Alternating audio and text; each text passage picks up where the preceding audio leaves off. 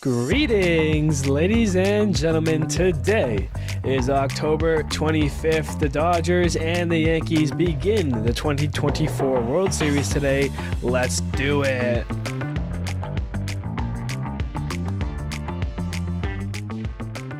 Hello, everybody. My name is Steven. This is the middle of the order. How are we doing today? It is Friday. It is game one of the World Series happening today. And I, excuse me, am excited for this one. World Series, the last week of baseball is upon us here in the 2024 season. We started the year with 30. We are down to 2. The New York Yankees from the AL and the Los Angeles Dodgers from the NL. We're going to be previewing, I keep saying previewing, previewing this series here today. We're going to be talking about the New York Yankees. We'll be talking about the Los Angeles Dodgers. I'll be giving my prediction at the end of the episode, so stay tuned to jump for that. Or if you're on YouTube, you can use the timestamps, jump straight to the prediction if that's all you care about, which is fine by me as well. You know, I'm happy you're here, happy you clicked on the video or the episode if you're on Spotify, Apple Music. I appreciate you all. But with that all being said, let's dive right on into the 2024 World Series preview. So, in case you are living under a rock, you missed the thumbnail, you haven't been watching the news, sports, whatever, it's the Yankees and the Dodgers in the 2024 World Series. The last time the Dodgers were in a World Series, it was back during COVID. In 2020, they defeated the Rays that year. Obviously it was a shortened season, everything. But, the Dodgers won it all last time they were here. What does that mean for them? Who knows? But the last time the Yankees were in a World Series, it was all the way back in 2009. A whole decade without the Yankees in a World Series. That was the 2010s. But in 2009, the Yankees also won their last World Series. They defeated the Phillies that year. So, I mean, you're coming down to one of these teams is going to win, one of these teams is going to lose, and there is so much at stake. MLB's been loving it. The ESPN coverage has been good. These are the two teams that people, I say people, that the sport want to see. You know, you're highlighting some of the game's best. Two teams with some of the richest histories in the game. So in that aspect, it really doesn't get any better. You have two of the top three teams in payroll and all these amazing stats. And I mean, when you actually go through and start analyzing the players on these teams, you're finding star after star, elite after elite, all-star, like caliber players on both teams.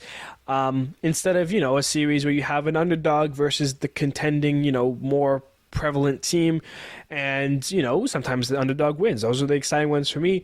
Not to say that this World Series won't be exciting. I'm excited to see the stars shine. This is going to come down to which one of these guys that gets paid 200 300 million plus dollars a year, which one of them is going to step in and be the guy for the team. I'm excited to see kind of how this series is going to end up playing out. Both teams are kind of beat up a little bit. They've got their own injuries, some more than others. There's some fun facts here to go off to start things off here. Something from the Yankees that I ran into. The Yankees haven't beaten a team in a playoff series that wasn't an AL Central team since 2012.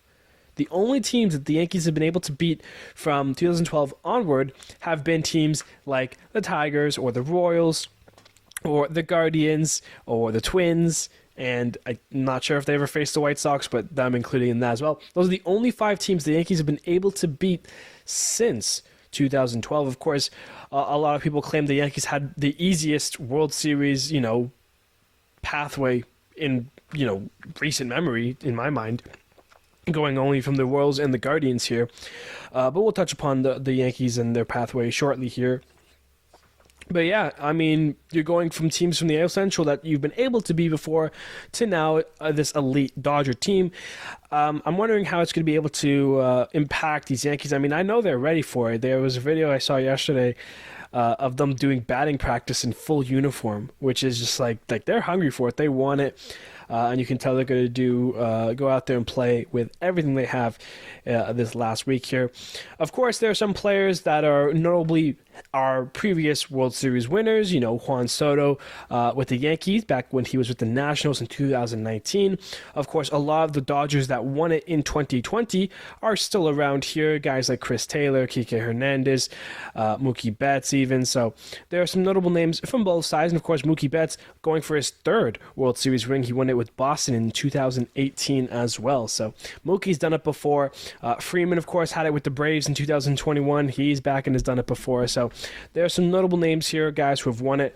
And then there's some notable names of guys who are making their World Series debut, specifically the two guys that headline the battle. It is Aaron Judge and Shohei Ohtani, both making their World Series debut. And it's pretty exciting, because the last time that we had MVP guys going at it. Like Judge is probably going to win the MVP in the AL. Ohtani's probably going to win the NL MVP in the NL. And here they are facing the World Series. One's going to win a ring, the other one is not, which is pretty exciting here. As mentioned, the whole underdog thing versus the top dogs. Well, the last time we had both number one seeds in the World Series, we're going all the way back to 2013. So it's been a while. Of course, this kind of wants people to put to rest the whole, this new playoff format doesn't reward the winning teams. The bye week isn't helpful. Dodgers and Yankees both had the bye week, and they both are here. So, you can say, it's a short sample size, and it has been a short sample size. It's only been 3 years. But the first 2 years didn't bring those teams to light. This season it does. So you got to just kind of wonder about how the playoff format will continue to change, how people will question it. People always find something to hate about, whether they're hating on the teams in the World Series or the playoff format. Something will always displease many fans. So something to keep that as well. So we know about Will Smith from the Royals, the pitcher. He had won it 3 straight seasons in a row. He will not be winning it in a fourth, but that doesn't mean a Will Smith will not. If the Dodgers end up winning this World Series, a Will Smith will have won the World Series for 5 straight years. We're talking about Will Smith, the catcher from the Dodgers. That was in 2020. Then Will Smith, the pitcher, left-handed pitcher. He was on the Braves team in 2021, the Astros team in 2022, and the Rangers in 2023, which is 4 straight years a Will Smith has won the World Series. And if the Dodgers win it again, catcher Will Smith will have his second ring in 2024, and that will be 5 straight years a Will Smith has won the World Series. So that's just some fun little stuff there. When taking a look back to the history of these two teams, the last time these two teams met in the World Series, it was 1981. I was not alive, and the Dodgers ended up winning that series. They have faced each other in the postseason many times in the World Series, with New York taking many more of those matchups than the Dodgers have, but the Dodgers have the most recent. What does that mean? Who knows? Going into more of their season stats here, they played in the start of June. I think it was June 7th, 8th, 9th, I believe.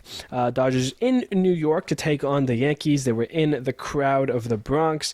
Dodgers took the first 2 games of this series, and then the Yankees salvaged the last game. So Dodgers 2-1 in the season series. But of course, that was very different to go. The game that the Yankees won, Trent Grisham hit a home run off of Tyler Glasnow. Of course, Glasnow injured, won't be here. Grisham hasn't played in the in the postseason. Maybe he makes the World Series roster, but the way the Yankees are kind of been playing and the way they've been using their players, I don't think Grisham will be around as well. So that game's a little different. Teoscar had a big series here. He had 3 home runs. So we'll talk about that a little bit later as well. I'm getting ahead of myself here. I want to talk so much about certain things, but I'm trying to layer it and keep things, so I can, add elements to the episode here. Of course, game 1 is today. It is Friday. It will be Garrett Cole versus Jack Flaherty for the starters, and a happy birthday to Juan Soto. So if you are a betting person, you gotta take Juan Soto home run on his birthday for the World Series. It's just a lock at that point. So will Soto home run his birthday? I believe so, against Flaherty. So that is today's game. Then tomorrow, it is Saturday. It is Carlos Rodon on the bump for the Yankees. He'll be facing Yoshinobu Yamamoto from the Dodgers. And we get a day off Sunday. Monday, we'll have an episode there. We'll be talking about the first 2 games of the series and who will be ahead at that time. Monday's games, we got a TBD for the Dodgers, most likely maybe a bullpen game or perhaps Walker Buehler, depending on how they go. But the Yankees have announced Clark Schmidt already from Game 3. And then Game 4 will be on Tuesday. At this point, it's TBDs from here. No one knows who's going to be starting games. You could expect maybe Luis Hill from the Yankees, but you're not too sure there. That will be on Tuesday. Then you'll have Game 5, if necessary, if there's no sweep, on the Wednesday. We'll come back on Friday after an off day Thursday. We'll have an episode there talking about Games 3, 4, and 5. Maybe the World Series winner as well. But if not, we'll be having to highlight the last 2 games of the series. Game 6, if necessary, on the Friday. And then the last day of the 2024 season, if necessary, Game 7, win or go home, would be on Saturday. That would wrap it up. Sunday, obviously no more baseball. Monday, we'll be talking about the World Series winner, if we haven't already talked about that Friday. And highlight some of the offseason. We get ready for that. So yeah, that is essentially the World Series preview here. But we have to dive into both teams separately, so kind of continuing off of that, I guess. Let's talk about these New York Yankees, because they are here, finally, for the first time since 2009. Of course, an easy trip to the postseason. Of course, they had the wild card round bye due to being one of the top 2 teams of the division winners in the AL. They then beat the Royals 3-1 in the 5-game series. They won it in Game 4. Moved on to the ALCS, where they faced the Cleveland Guardians at a best of 7. They do it in 5, winning 4, only losing the 1 game where they got walked off on in Game 3, I believe. And here they are to face the Dodgers. Yeah, you want to start with that team because that team is scary. Of course, it headlines with Aaron Judge, Juan Soto, and Giancarlo Stanton. The 3 mashers have been doing it all season round. Stanton is as hot as ever, coming off of his ALCS MVP. But when you go down the list, there's other guys who have contributed, who can contribute.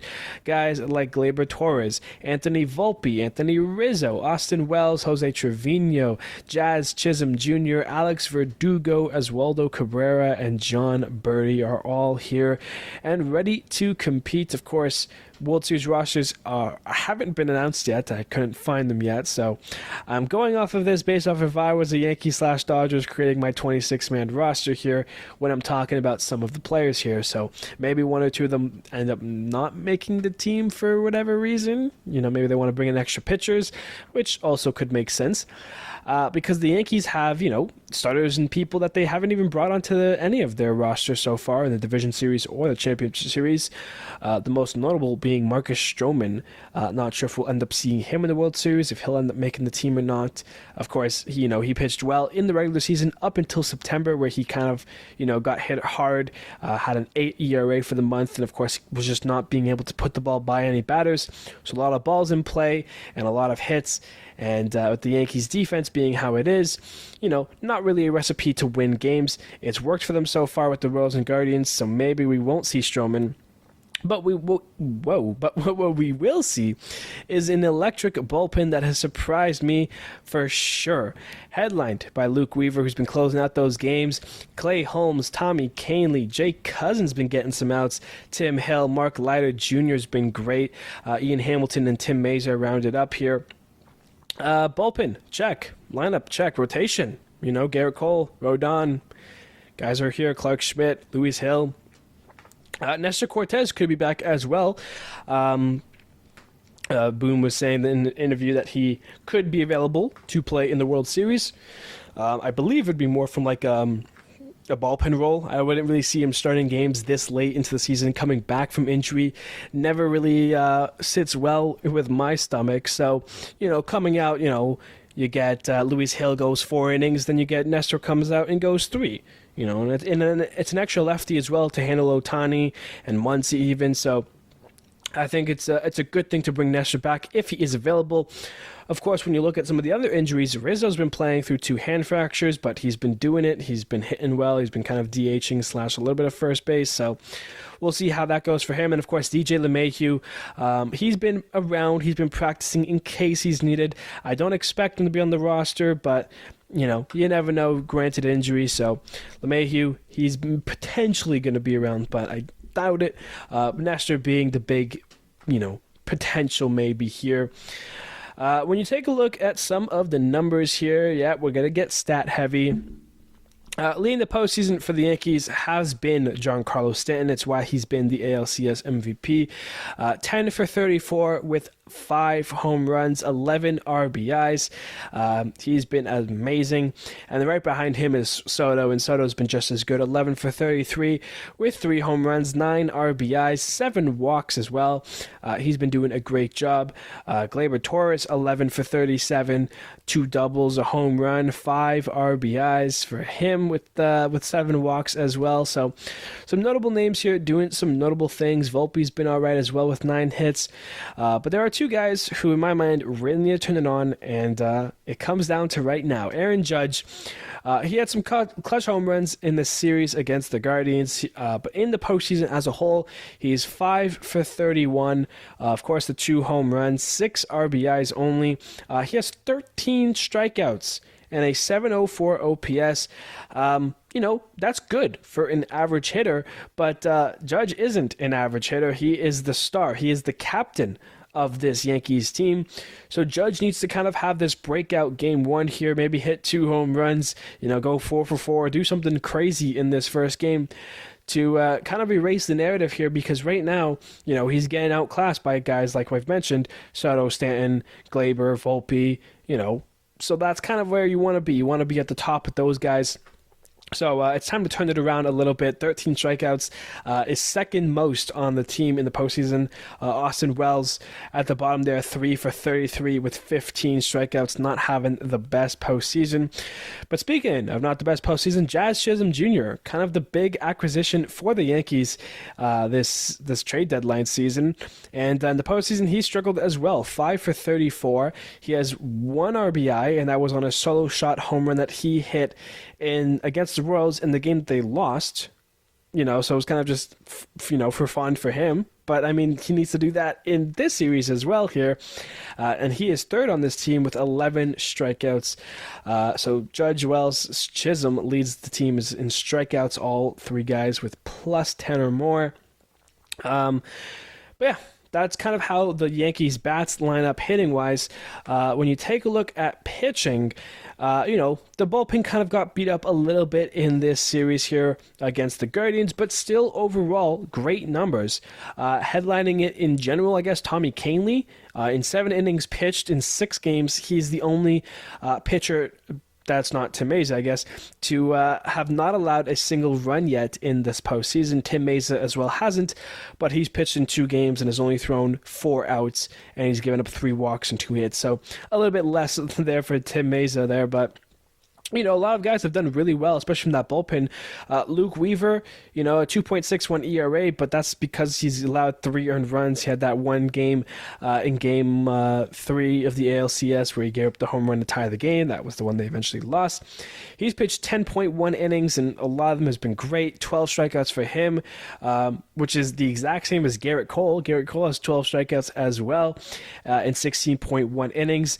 Both of them have this tied second most behind Carlos Rodon, who has 10 more strikeouts this postseason than either of them, which is kind of surprising. Garrett Cole is like the strikeout guy. He's the king. He was a strikeout leader a couple years ago, and when he was with the Astros, he was lights out with the K, but he has 16.1 innings pitched. Rodon has 2 innings less than that, and he has 10 more strikeouts. But then again, Garrett Cole has given up 6 earned runs. Rodon's given up 7. So you choose your differences there, I guess. In the mix there, Clay Holmes, 7.2 innings, 3 earned runs. Mark Leiter Jr., 2.1, but it's been a very important 2.1 innings for him. Clark Schmidt, 9.1. Luis Hill had a tough game, only went 4 innings pitched, 2 earned runs against the Guardians. And then Some guys at the bottom there, Ian Hamilton, Jake Cousins, kind of leading it in ERA, but that's because they've pitched so little. Some key names there for the Yankees in this postseason here, and guys who've done it before. Of course, no Nestor in that, no Stroman in that, and who knows how the team will look once the World Series starts. Who will be the big bats in this series? Moving on here now, let's talk a little bit about the Los Angeles Dodgers and what they are going to be bringing to the 2024 World Series table. Like the Yankees, they were a top 2 team who won a division this regular season, which meant a wild card round bye for them. They then had what was kind of their big series against the Padres in the NLDS. They fell down 2-1 against them, but they come back, shut them out the next 2 games to win game 4 and 5. They win game 5 and take down the Padres 3-2. Then they had the Mets. They kind of rolled away with the series early. A lot of blowout games in this NLCS. They end up beating the Mets 4-2 in the best of 7, and now here they are. So when you take a look at the numbers wise already, the Yankees played 7 games, right? 5, 6, 7, 8, 9 games. Excuse me, my math was wrong. 9 games that the Yankees have played. The Dodgers have played 11. So those 2 extra losses that they have in the NLDS and the NLCS meant 2 more days for their players to kind of get in some work, I guess, if you're going off of, consistency-wise. We've seen a lot of consistency from a lot of players, specifically Mookie Betts and Shohei Ohtani. They headlined this postseason for the Dodgers and have led the way. But there is plenty of other notable names who've been making big impacts in this postseason. Freddie Freeman, of course, playing hurt, but he's still going out there and getting on base. He's been a huge part for the Dodgers. Teoscar Hernandez, Max Muncy's been great. Tommy Edman, the NLCS MVP for the Dodgers. What a postseason he's had. Andy Pajas, Will Smith, Kike Hernandez, Chris Taylor, Gavin Lux, Miguel Rojas potentially back, and then Kevin Kiermaier, defensive replacement at the lineup at the back end there for your Dodgers team. When you go through the postseason, the bullpen is what I was trying to say here. The bullpen's been electric, just like the Yankees. Some guys here that, are names, but together they've just been putting on show after show. Of course, they have the headline trio of Evan Phillips, Michael Kopech, and Blake Treinen. But right behind them, Daniel Hudson, Brent Honeywell having a fantastic postseason, getting clutch outs out of the bullpen. Anthony Bandana, Ryan Brazier. And you got some question marks here. Alex Vesia, is he going to be back? Brusdar Graterol, is he ready to go for the first time in a while? So the bullpen could be getting some revamped, needed additions, which would be huge for the Dodgers. And then, of course, the rotation's kind of what's been beaten up about these Los Angeles Dodgers, unfortunately. Right now, you've rocking a lineup of Jack Flaherty, Yoshinobu Yamamoto, and Walker Buehler. They've got 3 starters, really. You could say Landon Knox, maybe, Ben Casprias, potentially. But when you look at their, the lineup of guys who could be starting, Tyler Glasnow, Tony Gonsolin, Clayton Kershaw, Dustin May, Emmett Sheehan, Gavin Stone, River Ryan, Michael Grove even. You've got 6, 7 guys who have dealt with Tommy Johns and flexor tenders and torn and all kinds of stuff here.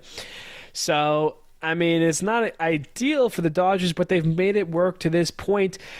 They have a great bullpen. They have enough of pitching staff to still kind of hold it down, maybe.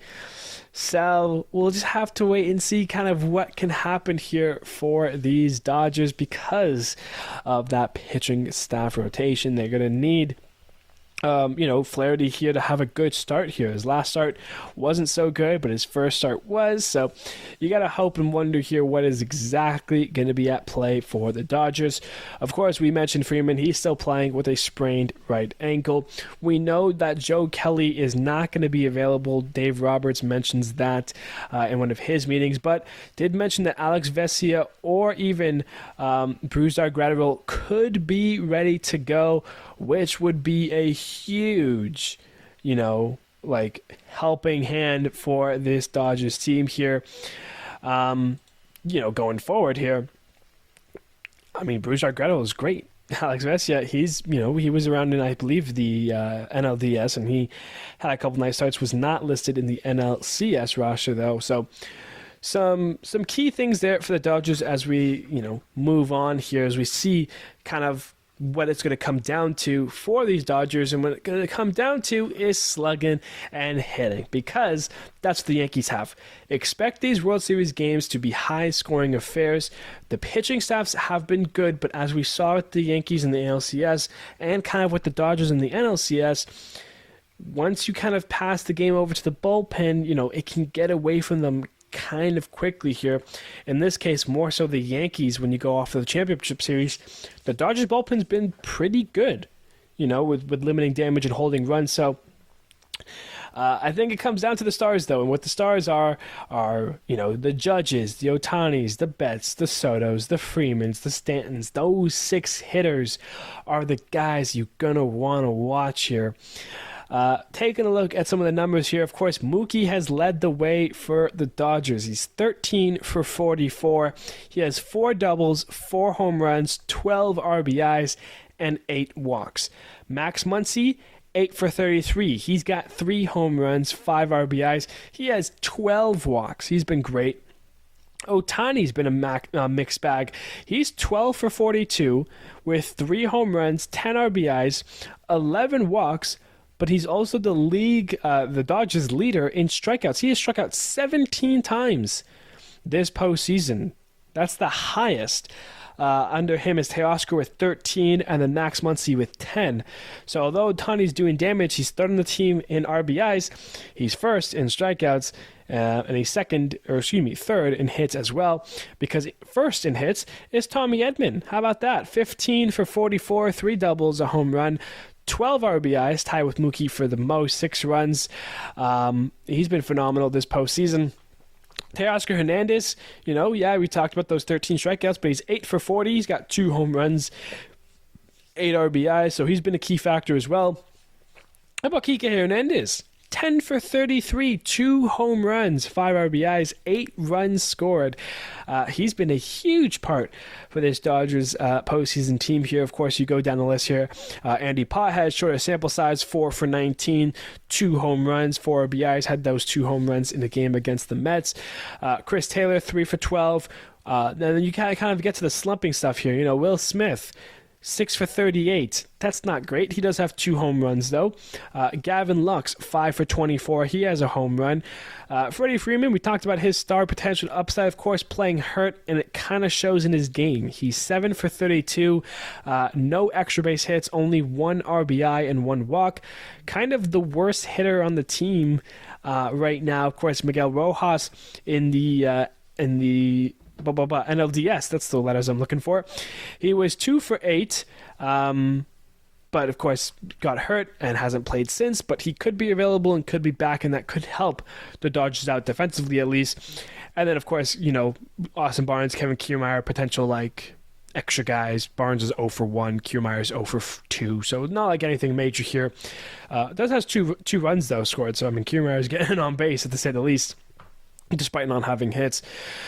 But yeah, this Dodgers team is looking good. There's the top guys have been doing it. The middle guys, what kind of games are you going to get out of them? 6 hits here from Smith, 5 hits from Lux. So it's a mixed bag through the lineup from there. But it is kind of the bullpen that's been doing the work here, and a lot of guys here in the rotation's been great. Yamamoto, 12.1 innings, has given up 7 earned runs, 11 strikeouts. Yeah, Jack Flaherty, 15.1. He's given up 12 earned runs. Not great. If those are your those are your 1-2, 5.11 and 7.04 ERAs. Walker Buehler is right there as well with an ERA of 6, 9 innings, 6 runs given up. So not the best stuff here, but it's the bullpen that you kind of highlight. Evan Phillips, 6.2 innings of work, only 3 hits, no runs. Alex Vesia, will he be back? He's played in 3 games, 3 innings, only given up 1 hit, no runs. Boom. Blake Trinan, 8 innings pitched, 7 hits, only 1 earned run, a 1.13 ERA. Anthony Banda, 5.2 innings, a 1.59 ERA, only 1 earned run. Michael Kopech, 5.1, only 1 run. Daniel Hudson, 4.1, only 1 run. Brent Honeywell has been great despite the numbers a little bit. When you look deeper into Honeywell, if you've been watching him, he's pitched 7.2, given up 4 earned runs. It's an ERA of 4.7. Number-wise, not great, but when you actually look at him and watch his games and get the feel of how he's been doing, he's been great. But yeah, it really comes down to the guys that I've mentioned here: Hudson, Kopech, Trinan, Phillips, Vesia's around, Banda. The bullpen has been lights out for the Dodgers, so it seems like these games might go as is high, Yankees take early leads, and then can the Dodgers come up and come back against the Yankees bullpen once they get through the starters here. That's what this series is kind of looking like and kind of shaping like when you look at the history of the other two series, how some of these Dodgers pitchers have played, Yankees players, and, what kind of offense is going to be had by, either team at this point. So that's the Dodgers. We've talked about the Yankees. We've got the World Series preview down here. A couple of X Factor guys I want to go into here really quickly because I think there are some guys here who can make a big impact for this World Series and for the postseason in general here that we really haven't seen yet from either. So, X Factor number 1, in my mind completely, Teoscar Hernandez. We talked about how, his offensive numbers haven't been exactly where they want him to be. 8 for 40 isn't a great sample size, only 2 home runs. Did have the grand slam against the Padres, of course, important stuff at the moments there. But now you got to wonder what's he going to do for the Dodgers here against the Yankees. As mentioned before, when they face each other back in June, Teoscar had a 2-homer day and a single homer, 3 home runs in the 3-game series. And of course, where did he start his career? Essentially, he started it with the Astros, but then spent most of it with the Blue Jays in the AL East against the Yankees. Out of all the players that the Dodgers have to offer, not a doubt in my mind that Teoscar's been one of the guys to have seen the Yankees the most. Obviously, Mookie Betts, he was with the Red Sox as well, but Mookie Betts is only, he's been away from the AL East for a couple of years now. I think 4 or 5 years now that Mookie has been with the Dodgers already. So it's been a while. The Yankees teams that he was facing when he was with the Red Sox, had Judge, had some of those guys, but didn't have the Sotos, didn't have, certain players. Teoscar's been a little bit, less removed. He spent the year with Seattle and everything, 2 years there. So he's been around a little bit longer in the more recent times, has seen this Yankees team a little bit more. And yeah, him and Betts being from the AL East, they have the most experience here, but I really think Teoscar to step up in a big way. The Yankee short porch has helped him there before. It's probably going to help him there again. I'm expecting Teoscar to have a big series for these Dodgers here. Second X Factor, Jazz Chisholm. You were the guy that they got at the deadline. 5 for 34 is not good enough. That's plain out. But the thing to remember with Jazz is that he was a Miami Marlin. He was from the NL. He has seen the Dodgers before, and not only has he seen the Dodgers, he's performed great against the Dodgers. A .316 average in his career, 18 hits, 5 home runs, 11 RBIs against games versus the Dodgers. Those are big numbers, and I think those kinds of numbers and stats will carry over into the season. He has a home run with the Marlins against the Dodgers this season. This was before he got traded. He's seen the Dodgers, potentially more than the Yankees, if not the same. But yeah, I think Jazz needs to step up. I think he's hungry for it. He wants it. The fans want it. The Yankees fans are asking for Jazz to come through here. I think he's able to turn it around. I'm hoping that he's able to turn it around in this series. They're going to need, middle guys here. It's worked so far with the home runs from Stanton and Soto and Glaber getting on and, occasionally Judge. These guys are getting walked a bunch. but you need the middle of that order to produce. The bottom of the order is kind of worked. Verdugo's been kind of nice in a couple of games. He's had a couple of nice moments. Austin Wells, what can he do for you? But I mean, that middle part, when after Judge and after Stanton, and you get to like the 5-6, when you get to Jazz's spot in the lineup, it's time to get on base. You have all the speed in the world. Getting, a walk, a single gets you on first. You can swipe second, and boom, you're in scoring position. That's going to be something that the Yankees are going to need here, because I don't think the Dodgers are going to be just eyeing up meatballs for these sluggers to just keep mashing out of the ballpark. They're going to get some singles. They're going to get some hits that stay in the ballpark. You want your speed on. Stanton's not scoring from second on a ball into the infield.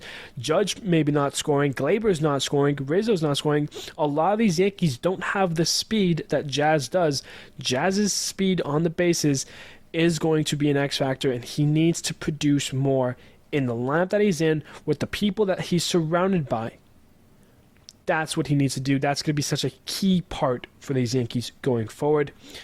I'm just going to give one X factor kind of for each team, for each hitter, pitcher. So hitters are done, Jazz and Teoscar. For pitchers, we're going back to the Dodgers. And I'll tell you right now, a guy that needs to have a great start when his time eventually comes is Walker Buehler.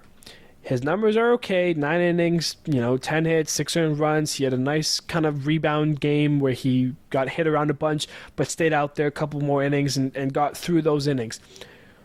He's playing back from injury. We've seen kind of what that does to a guy, but he's been a huge part of these Dodger teams in like 2018, 19, 20, with the World Series on the line there. And we haven't seen that same kind of confidence, that same kind of like, I know that I can get you out from Walker Buehler's postseason, and that's what's missing from his game. That's what he's going to need to look on and reflect on when he goes at these Yankees hitters. If you're going to throw the curve, bury it, because if you hang it, no doubt in my mind that Judge, Stanton, Soto, anyone on this Yankees team, Anthony Volpe, for crying out loud, can hit that ball out. You got to trust your pitches, know that you can get these guys out. He needs to have a great start, because realistically, he most likely will pitch Game 3 against Clark Schmidt, which is a matchup that in my mind, I think pitching-wise, favors the Dodgers. Of course, this would be in New York. That's a pivotal Game 3, because if you go into Game 3 tied 1-1, or worse off, if you're down 2-0 against the Yankees, you need to win that game. Buehler's going to need a great start. For the Yankees, I think there's, a lot of great pitchers here to kind of like pick a name out of a hat here. Of course, Tommy Kahnle's been great with those, not giving up a run, 3 hits, 6K, 7 innings. He's been great. Garrett Cole, of course, is your ace. He's your star. Not really an X factor. It'd be weird for me to choose Luke Weaver, but in my mind, I want to say Luke Weaver is the X factor here. Clay Holmes, we've seen his struggles in the regular season with trying to hold a game late and save the games. That's why he's been taken out of the role of the closer, and he's been a lot better out of the role as a closer. Luke Weaver has been getting the job since, and he's been great, and he's been performing at high levels for these Yankees.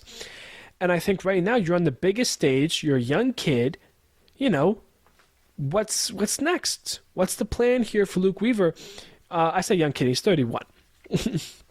But I mean, like, what are we going to do here? I think Luke Weaver is kind of the X factor. If the Dodgers can get to this guy late, if you're Aaron Boone, you have to start wondering, okay, who's now going to be closing out the games if we have close leads here? Luke Weaver's been great. He's got 2 amazing pitchers that have been gunning out guys left, right, and center throughout these Royals and these Guardians. And if you're the Dodgers, you need to get through this guy at the end. If you're down a run late, if you're down 2 runs late, this is the guy you need to be attacking. So I'm going to say Luke Weaver is my X factor for the Yankees here. He needs to be at his best, needs to be at this peak, and that's going to help them, win the World Series. So speaking of that, it's time for my prediction. We've talked long about these Yankees. We've talked long about these Dodgers. We know all the players that should be taking the field for the World Series rosters here. We know about the pitching struggles for some teams, the offensive power woes, who is going to come up clutch, who is going to be the hero of the World Series MVP. Who's going to be the Jeremy Pena, the Jorge Soler, the Corey Seager of these recent years here. I think the World Series MVP and the World Series winner, I'm going to say it's going to be the Los Angeles Dodgers that win the 2024 World Series in 6 games. They're going to get back home up 3-2 after winning Game 5, and they're going to win Game 6 as well. I think it's going to be a lot of home field. I think, they're going to split the first 2 games, split the second 2 games. Game 5, series tied 2-2. Dodgers will win that. Dodgers take Game 6 at home in front of their fans. And who's going to hit the clutch home run to win the World Series for the Dodgers? Who's going to be the hero of this World Series postseason team? I'm going to stay on my gut. I'm going to stay on my X factor. Give me Teoscar Hernandez. I think he's going to have a huge series and be a big part as to why the Dodgers win the World Series. Teoscar Hernandez, your 2024 World Series MVP. Los Angeles Dodgers 2024 World Series winners. Those are my predictions for the 2024 World Series. We're here. It is time. People have done their talking. They have done their speculating. Whether you've watched it on MLB Network, watched it on random podcasts like mine, the talks have been had. The teams are here. They've been listed. It is time. Game 1 of the World Series tonight. The last week of baseball. Dodgers and Yankees. It is go time. Leave your predictions in the comments. I want to see them and read them. It'd be great for me. I appreciate you all. Thank you, everybody, so much. And I will see you on Monday.